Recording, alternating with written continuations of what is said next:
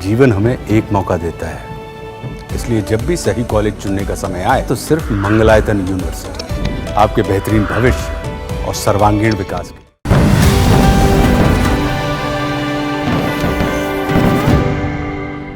Donald Trump और Vladimir Putin की meeting के बाद रूस और यूक्रेन के बीच सीज़फायर की संभावना बहुत ज़्यादा बढ़ गई है। पुतिन के बाद अब यूरोप के तमाम देशों के नेता व्लादिमीर ज़ेलेंस्की के साथ अमेरिका पहुंच रहे हैं। ये देश कौन से हैं वो आपको बताएं, उससे पहले आपको बता दें कि फेक न्यूज़ के ज़माने में सतर्क रहिए और सही और सटीक खबरों को देखने के लिए आप अपने फ़ोन में दैनिक जागरण ऐप को इंस्टॉल कीजिए। यहाँ आपको सही और सटीक खबरें मिलेंगी। इसके साथ ही आप दैनिक जागरण के इस पेज को भी लाइक और सब्सक्राइब करें।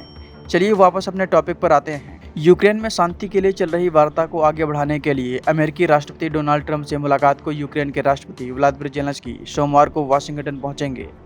उनके साथ फ्रांस के राष्ट्रपति इमैनुअल मैक्रोन, जर्मनी के चांसलर फ्रेडरिक मर्ज, ब्रिटेन के प्राइम मिनिस्टर कीर स्टारमर, इटली की prime minister Giorgia Meloni, Finland के राष्ट्रपति अलेक्जेंडर स्टब और यूरोपीय संघ की प्रमुख उर्सुला वॉन डेर लियन भी व्हाइट हाउस में ट्रंप से मुलाकात करेंगी।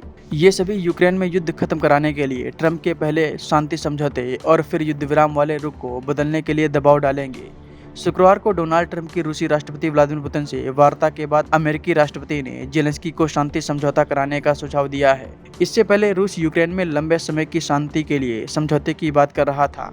इसी शांति समझौते के बाद युद्ध विराम होना है। रविवार को रूसी राष्ट्रपति व्लादिमीर पुतिन ने कहा कि शांति समझौते में ही रूस यूक्रेन के बीच भूमि के लेन देन को भी स्पष्ट किया जाना चाहिए, जिससे भविष्य के लिए कोई विवाद न बचे। ट्रंप के साथ वार्ता में पुतिन ने यूक्रेन को सुरक्षा गारंटी देने पर भी सहमति जता दी। रूस को पहले युद्ध विराम पर इसलिए आपत्ति है क्योंकि यूक्रेन इस समय का उपयोग अपनी सैन्य क्षमता को बढ़ाने के लिए करेगा। ऐसा इसलिए कि युद्ध मोर्चे पर यूक्रेन की सेना पिछले कई महीनों से लगातार पिछड़ रही है और रूसी सेना यूक्रेन में धीरे धीरे आगे बढ़ रही है।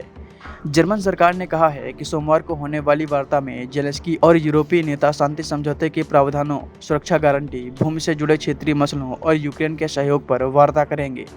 अलास्का में पुतिन के साथ वार्ता के बाद डोनाल्ड ट्रंप ने रूस को बहुत बड़ी ताकत बताते हुए ज़ेलेंस्की को शांति समझौता करने और युद्ध खत्म करने की सलाह दी है। इससे पहले ट्रंप ने यूक्रेन को भूमि की अदला बदली के लिए तैयार रहने के लिए कहा था। पुतिन ने वार्ता में यूक्रेन से पूरा डोनेट्स्क प्रांत छोड़ने की अपेक्षा की थी।